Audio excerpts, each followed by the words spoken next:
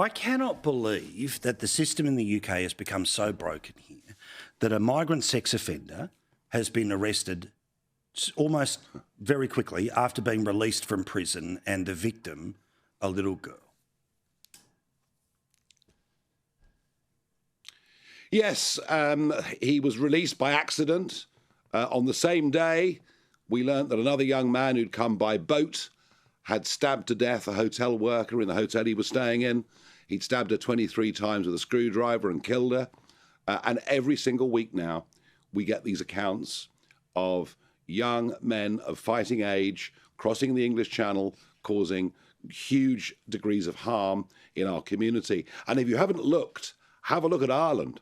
Have a look at what happened in the Republic of Ireland last week with major scale riots. And that was following the sexual assault on a 10-year-old girl. And the problem is that a lot of these men come from countries in which women are not even second-class citizens. And that's the clash of cultures. That's the clash of values. And it's that, I think, that is saying, particularly to women, you know, mums, grandmums, women themselves in fear of walking down the street, that something has got to change.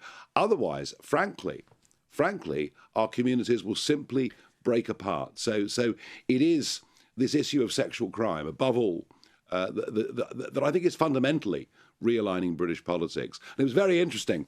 There was a march in East London on Saturday, all men, all dressed in black, most with face masks, and they were protesting about an anti-Islamic extremist demo that in fact was banned. And as they marched, this army of young Muslim men in East London, as they marched past the left holding up their sort of Queers for Palestine banners, one says to the marchers, "We're on the same side," to which he replies, "No, we're not, mate."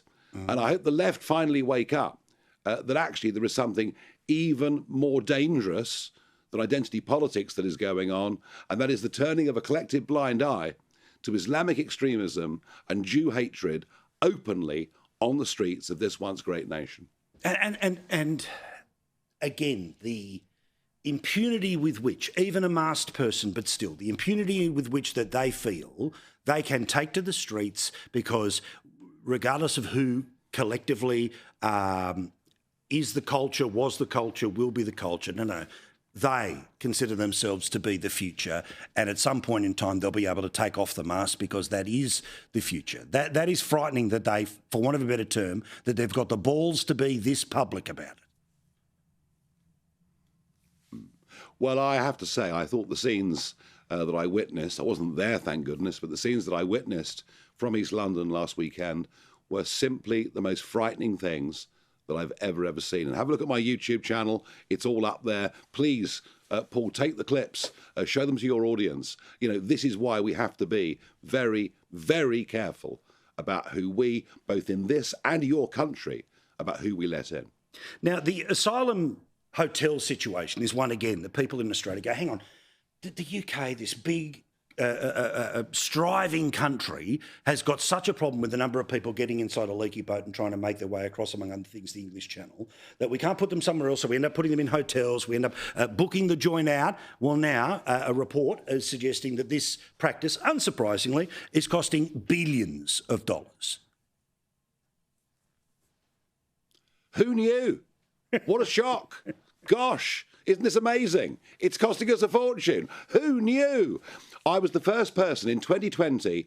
I went to the first migrant hotel where these young men were being put up, and I videoed it and I showed it across British media, and nobody could quite believe it. What, you mean people crossing the channel get put in 4-star hotels, get 3 meals a day, free dental care, free medical care, and pocket money as well, and in their spare time can work in the black market? I mean, it's been going on for 5 years.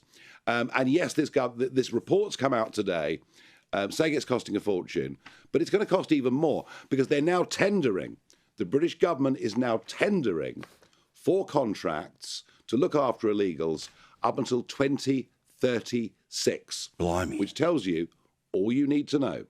They have no genuine intent on stopping it. Well, I do. And rather like Tony Abbott, and whether you love him or hate him, Tony, as Australian Prime Minister in 2012, did stop the boats, and we will stop the boats. And if people believe that, it'll probably win us the next general election. Correct. One of the great advantages that we have been given by the tectonic plates moving as they have over the millions of years of which they have, we are islands. And if we are islands, we have the capacity to use that giant moat to say no. Yeah, I mean, your moat obviously is slightly wider than ours. I mean, ours is more like a sort of anti-tank ditch, really. I didn't want to say thank goodness it is, you know, because it stopped them 85 years ago, didn't it? So thank goodness for that, and a few brave Spitfire and Hurricane pilots.